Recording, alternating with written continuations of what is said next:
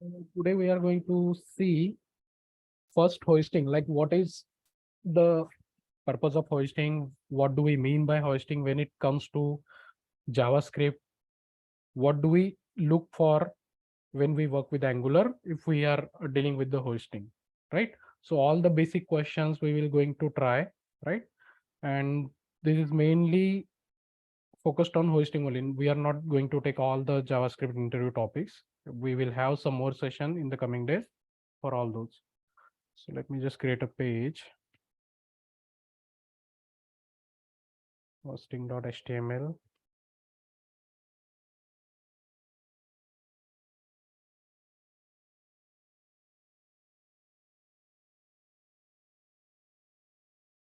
Hosting. So अब normally करना क्या है? सो स्क्रिप्ट टैग ओपन करेंगे. अब स्क्रिप्ट टैग में बेसिकली आप सभी को बेसिक चीजें पता है कि वेरिएबल कैसे डिक्लेयर होता है. सो वेरिएबल वैर, लेट्स से वैर first name equal to, let's say my name, I'm going to give it.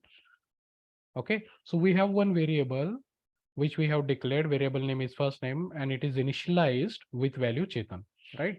So if we try to print it out, console.log and first name. Okay, let me just run this.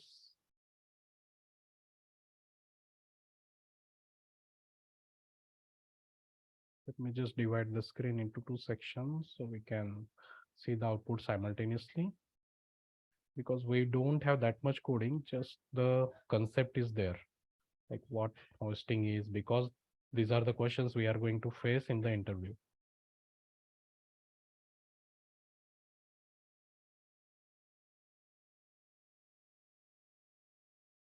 Okay, so if I reload, you can see Chetan is printed over here, right? Now, what if I cut this and paste it before the variable, right? Now, let me just remove and write it again. Now console.log, and here I will write last name, right? When the JavaScript execution start, in the first line only we are trying to access a variable last name. Then we will declare it.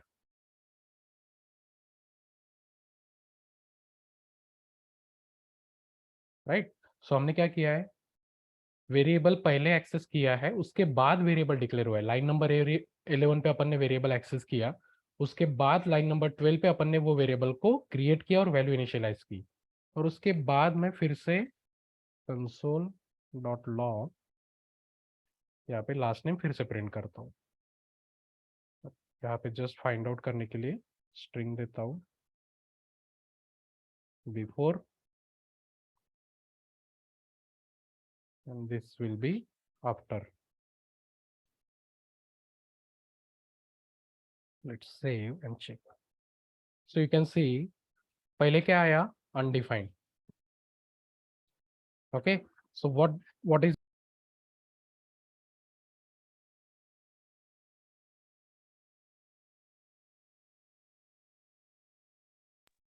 okay, so अगर आप देखते हो यहाँ पे, तो पहले क्या print हुआ है, अनडिफाइंड, मतलब लाइन नंबर 11 पे. सो ये अनडिफाइंड क्या है? ओके, अनडिफाइंड मतलब अभी वेरिएबल डिक्लेयर किया है अपन ने, लेकिन वो लाइन नंबर 12 पे है और अपन ने वो वेरिएबल लाइन नंबर 12 के पहले ही एक्सेस करने का ट्राई किया है, राइट? सो जब हम वेरिएबल डिक्लेरेशन से पहले एक्सेस करने की ट्राई करते हैं, तो उसकी वैल्यू बाय डिफॉल्ट अनडिफाइंड होती है, राइट? बट वेरिएबल जैसे इनिशियलाइज हो गया, उसके बाद अगर मैंने सेम वेरिएबल एक्सेस करने का ट्राई किया, तो तब मुझे वैल्यू मिली है, राइट? अगर मैं ये वेरिएबल ही हटा देता हूं, तो मुझे क्या मिलेगा, last name is not defined, because मेरे जावास्क्रिप्ट के पूरे स्क्रिप्ट में मेरे पास लास्ट नेम नाम का वेरिएबल ही नहीं है. कमेंट आउट है तो वो उसको मिलेगा नहीं. सो ये अलग हो गया, last name is not defined मतलब वो वेरिएबल ही डिफाइंड नहीं है मेरा. बट अगर मैं ये निकाल देता हूँ और सेव करता हूँ, तो अभी मुझे अनडिफाइंड मिल रहा है, राइट? सो वेरिएबल तो है, लेकिन उसकी वैल्यू क्या है, undefined, right? So this is nothing but hosting. Hosting क्या करता है, जब अपन वेरिएबल डिक्लेयर करते हैं, अब जावास्क्रिप्ट एग्जीक्यूट कैसे होता है वो थोड़ा सा बताता हूँ. जावास्क्रिप्ट दो फेज में एग्जीक्यूट होता है. First page, memory allocation. ठीक है। मेमोरी एलोकेशन में क्या होता है, जितने भी मेरे पास वेरिएबल्स है उन सबको मेमोरी असाइन हो जाती है पहले। मैंने क्या कहा, मेमोरी एलोकेशन मतलब मेरे स्क्रिप्ट टैग में, मेरे जावास्क्रिप्ट के कोडिंग में जितने भी वेरिएबल्स है, फंक्शंस है, इन सबको पहले मेमोरी एलोकेट हो जाती है। अब जो वेरिएबल्स है उनको मेमोरी तो असाइन हो जाती है, लेकिन वैल्यू क्या रहती है, अनडिफाइंड रहती है।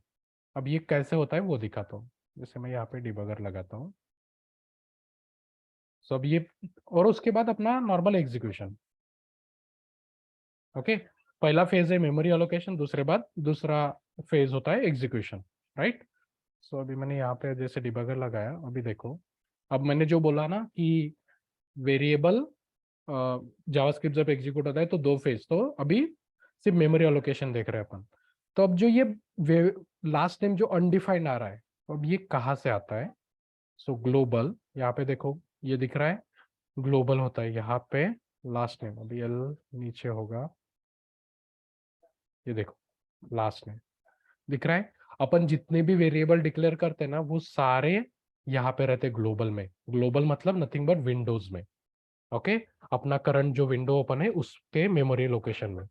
सो जब मेरा वेरिएबल क्रिएट होता है तो उसको सबसे पहले अनडिफाइंड वैल्यू असाइन हो जाती है। मतलब मेमोरी का नाम असाइन हुआ और उसकी वैल्यू क्या हुई, अनडिफाइंड, राइट। बट जब ये लाइन नंबर 4 एग्जीक्यूट होगा, अभी फिर से देखते हैं लास्ट नेम। अभी देखो उसने क्या किया, जो अनडिफाइंड वैल्यू थी ना उसको रिप्लेस क्या किया एक्चुअल वैल्यू से। सो this is nothing but hosting. Hosting मतलब क्या हुआ कि जैसे ही मैंने वेरिएबल डिक्लेयर किया, जब भी मेरा जावास्क्रिप्ट का पेज लोड होता है, राइट, सो सबसे पहला काम क्या होता है, जितने भी मेरे पास वेरिएबल्स है और फंक्शन है उनको मेमोरी एलोकेशन हो जाता है, राइट। और जब मेमोरी एलोकेशन होता है तब उनको वैल्यू क्या जाती है, अनडिफाइंड। बट जब वो लाइन इनिशियलाइज होती है, जब वो वेरिएबल क्रिएट होता है, ये जब लाइन इनिशियलाइज होती है तब जाके उसको वो अनडिफाइंड वैल्यू, अनडिफाइंड जो वैल्यू है ना वो रिप्लेस होती है एक्चुअल वैल्यू से। इसलिए मैं जब उसके बाद अगर प्रिंट करता हूँ ना तो मुझे ये वेरिएबल में मुझे बराबर वो वैल्यू मिलती है। So this is nothing but hosting, कि मैं वेरिएबल डिक्लेयर होने से पहले उनको यूज कर सकता हूँ, बट उसमें वैल्यू क्या रहेंगी, अनडिफाइंड। क्योंकि ये लाइन तब तक इनिशियलाइज नहीं हुई है ना, ये लाइन जब इनिशियलाइज होगी तब उसके उस वेरिएबल में ये वैल्यू जाएगी।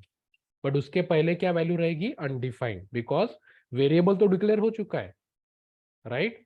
मतलब डिक्लेयर तो नहीं हुआ है ऐसे, लेकिन जैसे मैंने बताया कि जावास्क्रिप्ट दो फेज में एग्जीक्यूट होता है। सो वो पहले क्या करता है, पूरा स्क्रिप्ट टैग रीड करता है, पूरे स्क्रिप्ट में जितने वेरिएबल्स है और जितने फंक्शंस है सबको मेमोरी एलोकेट कर देता है। बट मेमोरी एलोकेट करते समय जो अपने वेरिएबल्स है उनको अनडिफाइंड वैल्यू देता है। इसलिए अपन वेरिएबल इनिशियलाइजेशन से पहले वेरिएबल एक्सेस कर पाते हैं, बट उसको वैल्यू क्या रहेगी, undefined, right. So this is the pure concept of hosting. अब नॉर्मल फंक्शन भी दिखा देता हूँ। Function print name round bracket, इसमें मैं ट्राई करता हूँ कंसोल डॉट लॉग, और कंसोल डॉट लॉग में लास्ट नेम प्रिंट करने का ट्राई करता हूँ, ठीक है। और ये फंक्शन को भी मैं सबसे पहले कॉल करता हूँ। लेट्स चेक अभी क्या होता है। यहाँ पे डिबगर लगाता हूँ मैं, एक बार फिर से रिलोड करता हूँ। अब सबसे पहले क्या है, मेरा फंक्शन है, राइट। यहाँ पे जैसे मैं कंटिन्यू करूंगा वो गया यहाँ पे। अब तक फंक्शन तो यहाँ पे है। अब अगर ऐसे देखने जाए तो पहले ये सब लाइन एग्जीक्यूट हो गई उसके बाद फंक्शन का, वैसा नहीं है। अपन ने फंक्शन पहले लाइन पे कॉल किया है, राइट। सो फंक्शन जैसे ही कॉल अपन ने यहाँ पे कॉल किया तो वो एग्जीक्यूशन यहाँ पे जाएगा। लेकिन अब तक ये लाइन एग्जीक्यूट ही नहीं हुई है, तो लास्ट नेम में क्या वेरिएबल, लास्ट नेम वेरिएबल में वैल्यू क्या है, अनडिफाइंड, राइट। उसके बाद ये लाइन पे वो एग्जीक्यूट होगा और उसके बाद मतलब मेरा आउटपुट क्या रहेगा, सबसे पहले मैंने ये फंक्शन कॉल किया तो अनडिफाइंड, उसके बाद अनडिफाइंड, उसके बाद मेरा लास्ट नेम। तो देखो अनडिफाइंड अनडिफाइंड, उसके बाद एक्चुअल वैल्यू प्रिंट हुई है। अभी इस केस में मैंने वेरिएबल तो एक्सेस किया ही, बट फंक्शन भी मैंने इनिशियलाइजेशन के पहले एक्सेस किया। अब फंक्शन कैसे दिखता है मेमोरी में वो भी दिखा देता हूँ। रिलोड,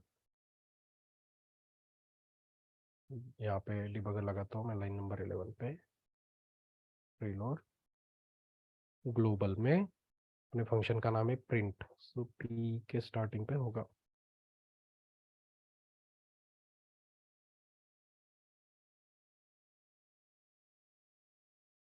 देखो प्रिंट नेम। सो जैसे मैंने बताया कि वेरिएबल जब डिक्लेयर करते हैं तो वेरिएबल को वैल्यू क्या मिलती है, अनडिफाइंड। बट फंक्शन के केस में ऐसा नहीं रहता, फंक्शन के केस में पूरे का पूरा फंक्शन ही स्टोर हो जाता है। ये देखो पूरे का पूरा फंक्शन ही स्टोर हो गया। अब अगर मैं इसको कंसोल डॉट लॉग किया ना, जैसे देखो इस फंक्शन को मैं कंसोल डॉट लॉग करता हूँ,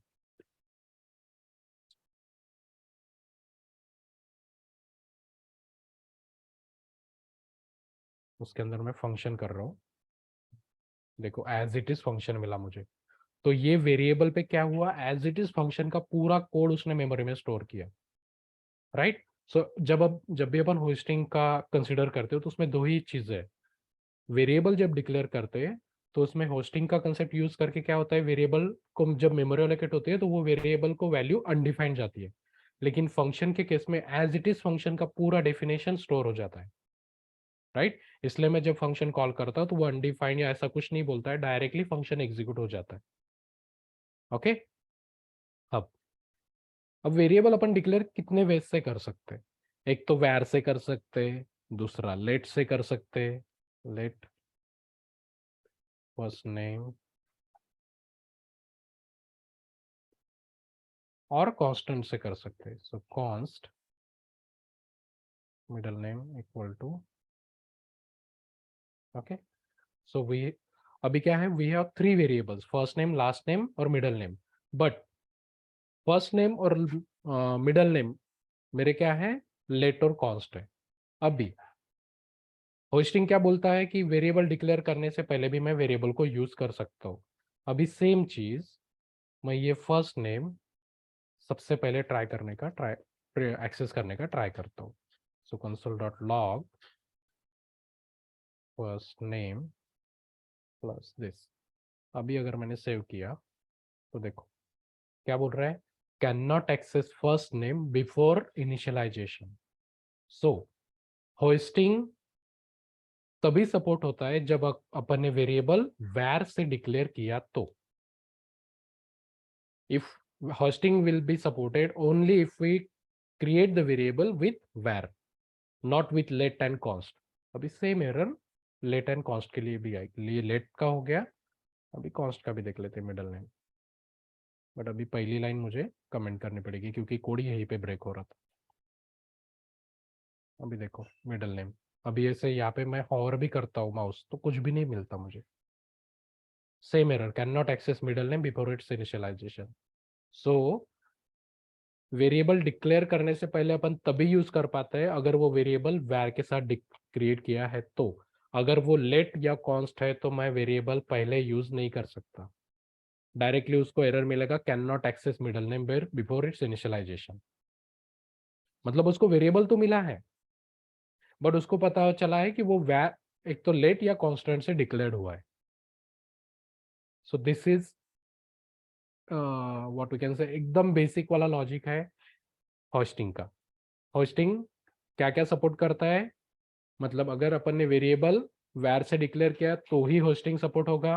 और नॉर्मल फंक्शन जैसे एरो फंक्शन है वो सपोर्ट नहीं करता, एरो फंक्शन अपन जब ES6 के फीचर देखेंगे तब फिर से ये थोड़ा सा एक टॉपिक वहां पे क्लियर करूंगा।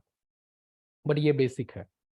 मैं वेरी होस्टिंग की सिंपल डेफिनेशन जितना आप अपने वर्ड्स में बताओगे ना उतना अच्छा रहेगा। अगर आप गूगल करोगे तो वो JavaScript behaves like it will move the, कुछ तो भी क्रेजी डेफिनेशन मिलेंगी, to the top of the execution. वो सब बताने से अच्छा if you declare variable with var and function you can access those before its initialization, this is nothing but hoisting. if we are trying to access the variable it will have value undefined but we can access it, it won't have any value but we can access it. In case of function we can access because function doesn't have any value, so it will have all the logic stored into the memory itself, so we can call the function before its initialization, right. So hoisting only support variable which is declared with var, not with let and const, same as Hoisting will support to the function if it is a normal function, not with the arrow function, right? So let's write it down. Hoisting. Only variable declared with var will support.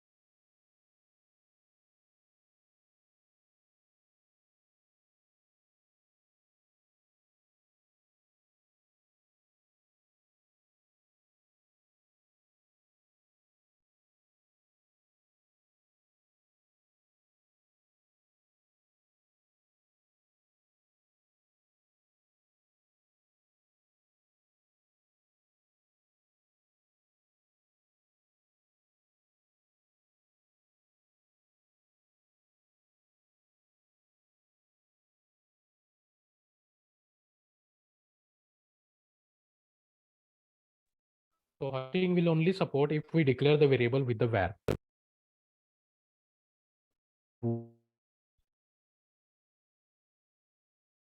Support hoisting if we declare variable with let and const.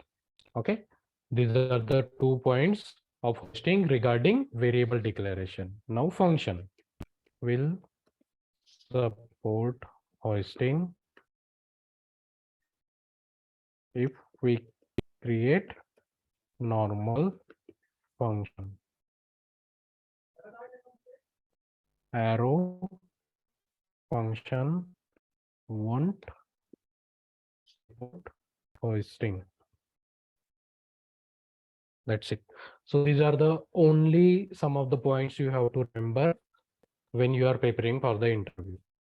JavaScript हो या angular हो या react हो, जब भी आप interview के लिए इंटरव्यू प्रोसेस के लिए जाते हो तो नॉर्मली ये question, without this question interview है ही नहीं फ्रंट एंड साइड का। फ्रंट एंड साइड की कोई भी लैंग्वेज रहने दो, विदाउट होस्टिंग इंटरव्यू आप क्लियर ही नहीं कर पाते हो। So hoisting is that much important. But ये सिर्फ छोटा सा टॉपिक है जो एंगुलर में यूज ही नहीं होता है, राइट? क्योंकि अपन बिना डिक्लेयर किए वेरिएबल क्रिएट यूज ही नहीं कर पाते, क्योंकि अपन वेरिएबल दिस से करते हैं, दिस डॉट। अगर वेरिएबल डिक्लेयर नहीं किया है तो दिस डॉट ऑब्वियसली एक्सेस ही नहीं होता है, right? So this is just a purely JavaScript concept which is only, I mean, for Angular developer it is only useful for the interview purpose. If you are a JavaScript developer or a React developer, then it is useful for you. But Angular developer के लिए only it is limited to interview purpose only, right? So this is hosting. In next video we will be seeing closures and remaining prototypes and call, apply, bind, and so many things are there.